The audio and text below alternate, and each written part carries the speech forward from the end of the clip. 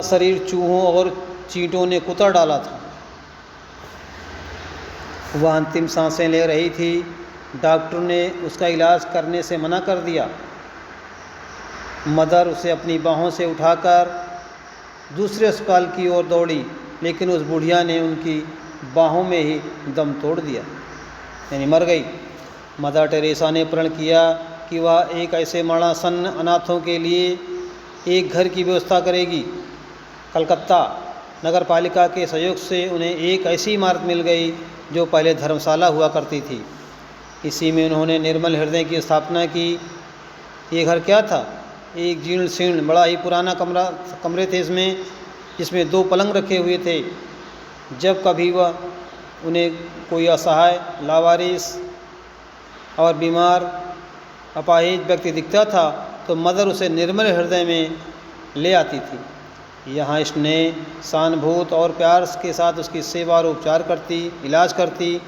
Mother Teresa के कार्य से प्रभावित होकर कलकत्ता नगर पालिका ने उन्हें काली घाट के पास एक पुराना मकान दे दिया। मदर टेरेसा ने थोड़े समय में ऐसा कार्य करके दिखाया कि उनसे आर्क बिशप प्रभावित हुए और बिना नहीं रह सके, और 7 अक्टूबर 1950 को कैथोलिक चर्च द्वारा उनकी संस्था को मिशनरीज ऑफ चैरिटी की मान्यता मिल गई। माँ टेरेसा द्वारा सींचा गया यह छोटा पौधा आज बरगद के पेड़ के रूप में संसार भर में फैल गया है। मदर टेरेसा ने शिशु सदन की स्थापना की,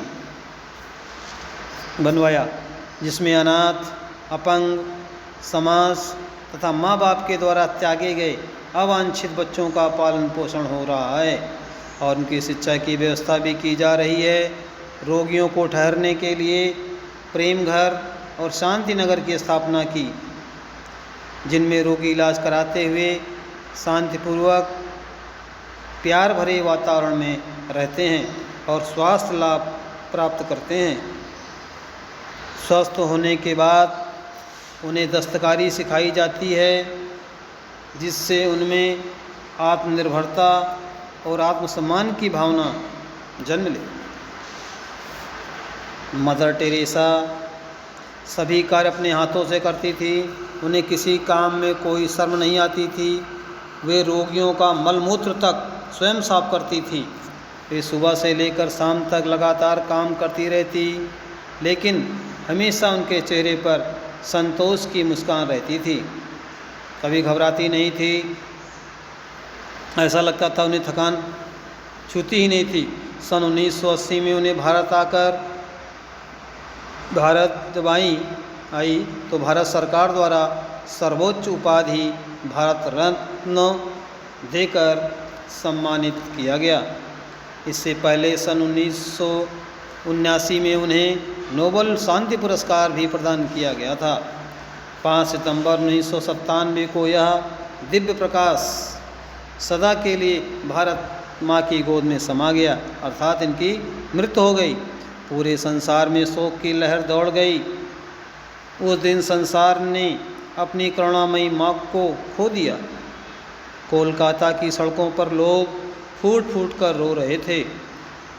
उनकी अंतिम विदाई में भारत के ही नहीं बल्कि विश्व के अनेक देशों के प्रतिनिधियों ने हिस्सा लिया। मरणोपरांत यानी मरने के बाद 4 सितंबर 2016 को पोप वेटिकन सिटी के फ्रांसिस ने ममता की साक्षात प्रतिमा मदर टेरेसा को उनके चमत्कारी कामों के लिए संत घोषित कर दिया। उन्हें कोलकाता की संत के रूप में मान्यता मिली, लेकिन ममतामयी माँ का प्रतिरूप होने के कारण उन्हें अब भी संत टेरेसा न बुलाकर मदर टेरेसा के नाम से जाना जाता है या उन्हें मदर टेरेसा बोला जाता है। यद्यपि आज मदर टेरेसा हमारे बीच में नहीं है, फिर भी उनके अनेक कामों के कारण वे सदैव हम लोगों के हृदय में जीवित रहेंगी। उनका यह संदेश हमारे लिए प्रेरणा का स्रोत बना रहेगा। आप सबको भी चाहिए कि विश्व में जहाँ कहीं भी लोग दुखी हों, रोगी हों बेसहारा हों, असहाय लोग मिलें, उनकी मदद करें। वे आपका प्यार पाने के हकदार हैं। आप उनकी मदद करें, उनकी सेवा करें जहाँ तक संभव हो सके। ये पाठ पूरा हो गया। पाठ